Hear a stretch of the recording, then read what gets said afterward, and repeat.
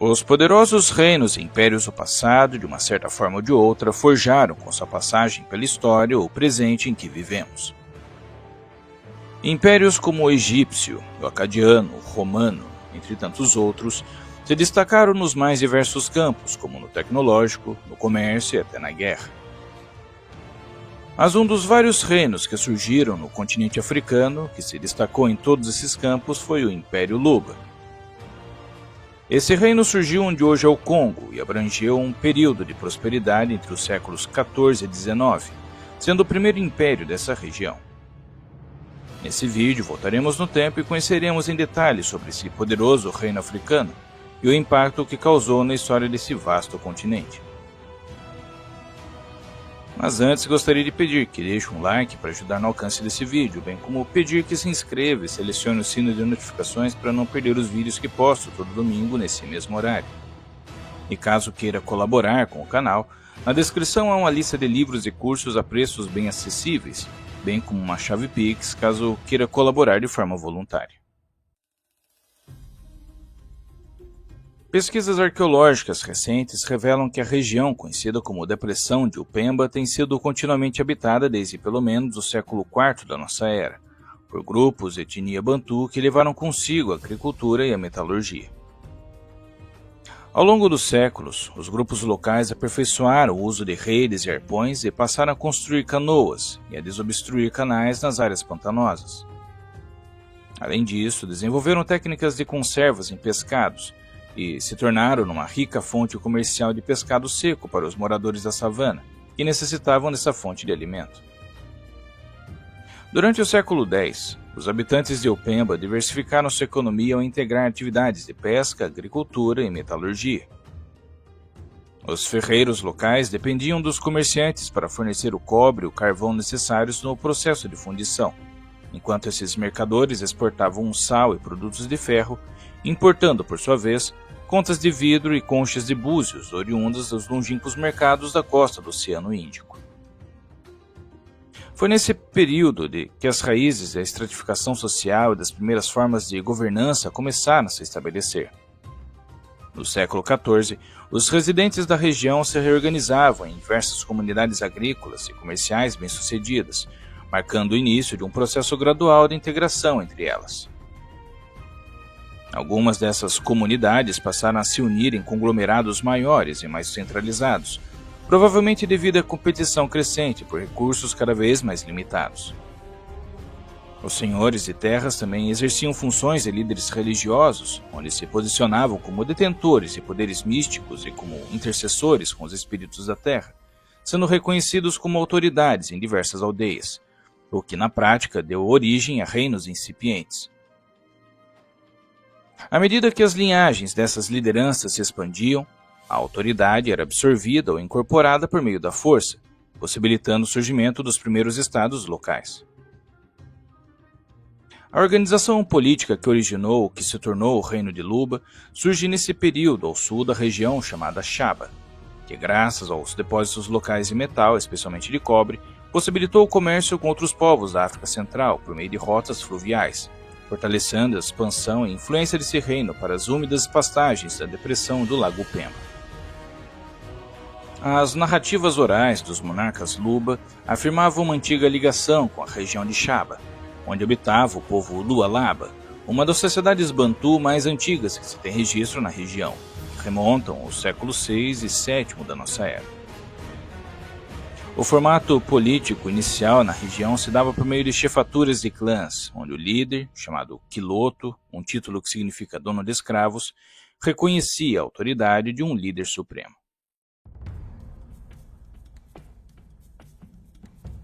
O Império Luba, cujas raízes remontam aos anos de 1300 na África Central, emergiu de uma conexão próxima entre os monarcas Luba e os povos Lualaba, a região onde atualmente é o Congo. Curiosamente, a linhagem Luba seguiu um modelo matrilinear até por volta de 1500, quando passou a adotar tradições patrilineares, refletindo a adaptabilidade e evolução de suas estruturas sociais. Conforme narrado na rica tradição oral Luba, um líder chamado Kongolo Muamba precedeu o estabelecimento do famoso Império Luba. Detendo o título de Mulopue, ou Rei Supremo, estabelece sua capital chamada Muibele, e de lá procurou estender seu reino conquistando as chefias vizinhas. Contudo, sua liderança foi marcada por tirania, gerando insatisfação entre seus súditos. Isso fez com que outros líderes nesse período se destacassem, como um dos generais de Kongolo e também seu cunhado, chamado Ilunga Imbidi, que desempenhou um papel crucial na fase inicial da expansão do reino, conquistando a admiração do povo Luba. Ameaçado pela crescente influência de Imbidi, Kongolo tentou retirá-lo do poder e indicou o filho de Imbidi, também seu sobrinho, Kulala Ilunga, como herdeiro. Os pormenores sobre a identidade de Kulala Ilunga continuam envoltos em mistério. Segundo a tradição oral, ele era sobrinho de Kongolo, enquanto relatos alternativos sugerem que se tratava de um caçador independente que influenciou o modo de pensar de Kongolo. Apesar de suas origens pouco claras, Kulala Ilunga se destacou como um estrategista militar respeitado, promovendo vitórias importantes e relações harmoniosas com os vizinhos do Alaba, e após ascender ao trono, expandiu o território do reino para regiões como Katanga, Zâmbia e Zimbábue. Essa notável habilidade de Ilunga em ampliar a extensão do reino ilustra significativo impacto da migração bantu, não apenas na África Central, mas em todo o continente. Esse movimento bantu foi vital para o intercâmbio de saberes, idiomas e práticas culturais, fortalecendo os laços entre diferentes nações africanas. O Império Luba, cujo núcleo se concentrava em torno do Lago Boia, expandiu-se de forma significativa durante o século XVIII, impulsionado militarmente pelo monarca chamado Cadilo, que iniciou seu reinado por volta de 1700. Em um processo gradual, incorporou o reino de Kikondia, localizado ao sul, e o reino de Kalundue, situado a oeste, e diversas tribos do sudeste da região.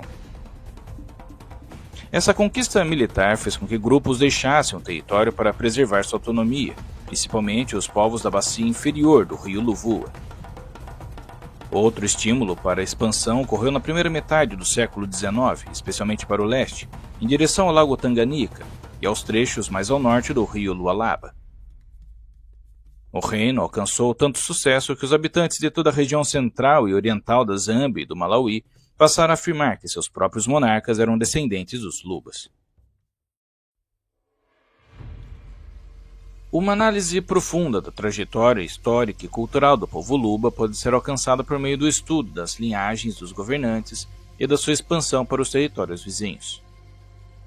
Como vimos anteriormente, o comércio de minérios foi fundamental para a prosperidade dos grupos que se assentaram na região. Sendo constituído por diversos clãs, o Império Luba transformou-se em uma tapeçaria de tradições e culturas entrelaçadas em um conjunto coeso. Diversos reinos do Congo, incluindo o Império Luba, compartilham uma ancestralidade comum com subgrupos dos povos de língua bantu, o que ocasiona semelhanças linguísticas entre eles. Mas, à medida que seu império se expandia, algumas variantes passaram a surgir de acordo com as diferentes localizações geográficas dentro do Império. No âmago do sistema de crenças dos Luba estava o conceito de um poder divino. Seus reis eram considerados indivíduos sagrados, escolhidos por seres divinos, e eram detentores do conceito que chamavam de Bulopue, ou realeza divina. Um grupo de anciões e conselheiros conhecidos como Bambudie assegurava que o rei agisse em prol do povo. Essa sociedade, tida como secreta, era tão poderosa que tinha o direito de destituir ou até executar o rei em caso de abuso de poder. Uma das inovações notáveis dessa sociedade secreta foi o Lukasa, um dispositivo de memorização utilizado em rituais de adivinhação. Trata-se de um quadro de madeira ornamentado com contas, conchas e outros elementos de formato de cor distintos, que funcionava como uma ferramenta mnemônica. Em cerimônias e rituais de adivinhação, os Bambudie, ou Homens da Memória, recorriam ao Lukasa para evocar, registrar e transmitir a história, as genealogias, eventos e conquistas do Império Luba. Essa peça simbólica não era apenas um objeto decorativo, mas também um repositório visual do legado cultural e social dos Luba, servindo como um elo vital na preservação de sua identidade histórica. A religião Luba compartilha uma cosmologia e princípios comuns com outras tradições africanas. Embora a língua que usam, chamada Kiluba ou Luba-Katanga, não possua uma palavra específica para a religião, ela contém um vocabulário amplo que descreve o Ser Supremo, o mundo sobrenatural e as práticas religiosas. Os Luba acreditam em um Criador universal que chamam de Chakapanga, na vida após a morte, na comunhão entre vivos e mortos, e que uma conduta ética é essencial para ser acolhido na aldeia dos ancestrais. No mundo sobrenatural, as figuras centrais são Leza, o Deus Supremo, os Bavidi, os espíritos sobrenaturais que influenciam os vivos, e os Bankambo, que são os espíritos dos ancestrais. No mundo dos vivos existem os guias espirituais e sacerdotes chamados de Kitobo ou Inshenga, também a figura do curandeiro chamado de Nganga, e a figura do Mfuintishi, que representa algo similar a uma bruxa, sendo a antítese da vontade dos ancestrais. A religião Luba envolve uma ampla gama de atividades rituais como orações, cantos, danças, sacrifícios, oferendas, libações, rituais de purificação e de passagem. Além dessas práticas, a comunicação com o divino ocorre por meio da interpretação de sonhos e, especialmente, com a prática de Lubuco, a adivinhação que consulta a vontade dos ancestrais antes de decisões importantes ou para entender infortúnios. No coração das crenças Luba está o conceito de Bumuntu, uma filosofia central da espiritualidade Luba que busca atingir uma personalidade autêntica que se manifesta através do bom coração, da dignidade e respeito próprio, considerado essencial para uma governança e religiosidade genuínas.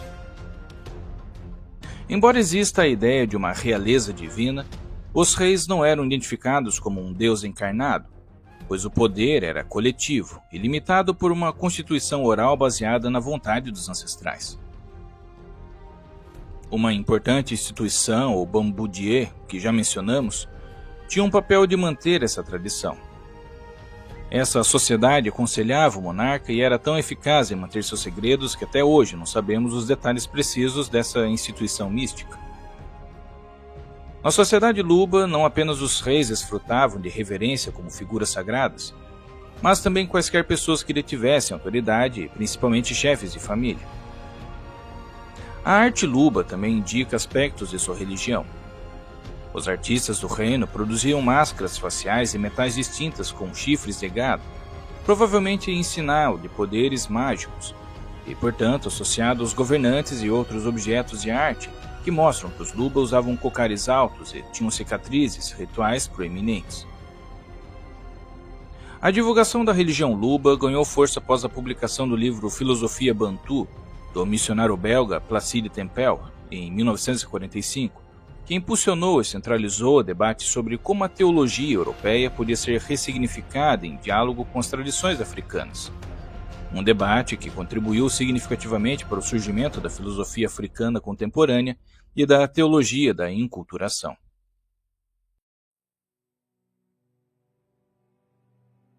Durante o reinado do monarca Ilunga Kalala, o Império Luba atingiu seu auge e se tornou um importante centro de comércio internacional. Porém, na década de 1870, o poder dele começou a declinar com a estagnação econômica e com a instabilidade que isso gerou. As dúvidas sobre a adequação do sistema de sucessão dinástica, que possivelmente permitia a ascensão de líderes despreparados, levavam a conflitos, embora os detalhes precisos permaneçam incertos devido à escassez de registros escritos e à predominância das tradições orais. Mas o que sabemos é que a queda do Império Luba não ocorreu por um único fator, mas sim por uma confluência de causas internas e externas que se agravavam ao longo do tempo. Embora o Império tivesse mecanismos como a influência dos Bambudie para controlar o abuso de poder dos reis, tais sistemas também podiam gerar atritos internos. Em momentos de crise, os controles e os contrapesos se revelavam insuficientes para manter a estabilidade, levando a desmembramentos e a um enfraquecimento da autoridade central, acabando por interferir nos sistemas de comércio e na administração de recursos, o que contribuía para uma economia menos robusta e resiliente diante das pressões externas. Durante os séculos XVII e XVIII, O comércio transatlântico e o tráfico de escravos desempenharam um papel desestabilizador da economia do império. A presença e a atuação de traficantes de escravos, tanto de origem árabe swahili quanto luso-africana, interferiram nas dinâmicas comerciais e sociais tradicionais. Esse comércio exploratório não apenas drenava o capital humano e os recursos locais, como também fomentava conflitos e rivalidades internas. Além do terrível tráfico humano, a imposição de redes comerciais europeias alterou drasticamente as antigas rotas e fontes de prosperidade do Império Luba, reestruturando as bases econômicas que sustentavam o poder do Império, contribuindo para o seu declínio. A partir do final do século XIX, houve uma expansão colonial, especialmente de colonizadores belgas, que chegaram na região por volta de 1885 e criaram o que ficou conhecido como Congo Belga. E isso impôs transformações abruptas na organização política e social da região. A intervenção colonial minou a legitimidade e a autonomia das lideranças Luba, desmantelando a estrutura de poder tradicional e impondo novas dinâmicas que favoreciam a dominação externa. Depois da queda do Império, a região foi constantemente perturbada por guerras civis, até conquistar a independência da Bélgica em 1960, e passou por várias mudanças de nome à medida que os regimes subiam e caíam, em rápida sucessão, tornando-se finalmente na atual República Democrática do Congo em 1997. Hoje, os Lubas, também conhecidos como Baluba, são um dos maiores grupos étnicos de origem bantu nesse país, concentrando-se principalmente nas regiões de Katanga, Kasai e Maniema, e estima-se que sua população varia entre 7 e 14 milhões de pessoas. Este vasto grupo mantém uma rica herança cultural que se expressa tanto por meio de suas diversas línguas, como o Luba Katanga, o Luba Kasai e Luba Maniema, quanto por meio de tradições artísticas, musicais e rituais ancestrais. Embora enfrentem os desafios da modernização, como a urbanização acelerada, conflitos regionais e a influência de culturas globais, os Lubas continuam valorizando suas raízes. Em muitas comunidades, as práticas tradicionais, como a agricultura, a caça e os rituais cerimoniais, permanecem centrais para o modo de vida, ao mesmo tempo em que há uma crescente integração às economias modernas e à educação. Essa convivência entre o antigo e o contemporâneo resulta em um dinâmico hibridismo cultural que reforça a resiliência e a adaptabilidade do povo Luba. Além disso, os Lubas ainda têm presença política e econômica relevante na região. Líderes comunitários e cortes tradicionais ainda desempenham papéis importantes na organização social, preservando os valores e a identidade que caracterizam esse povo ancestral. Essa capacidade de manter sua cultura viva, enquanto se adaptam às novas realidades, destaca o quanto os Lubas continuam sendo um elo vital na tapeçaria cultural da África Central.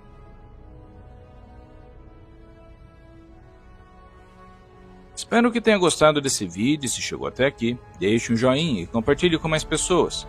Se não é inscrito, considere se inscrever para receber vídeos como esse semanalmente, e se já é inscrito, verifique se o sino de notificações está ativado. Na descrição tenho também links para livros e cursos e até uma chave Pix caso considere contribuir com o meu trabalho.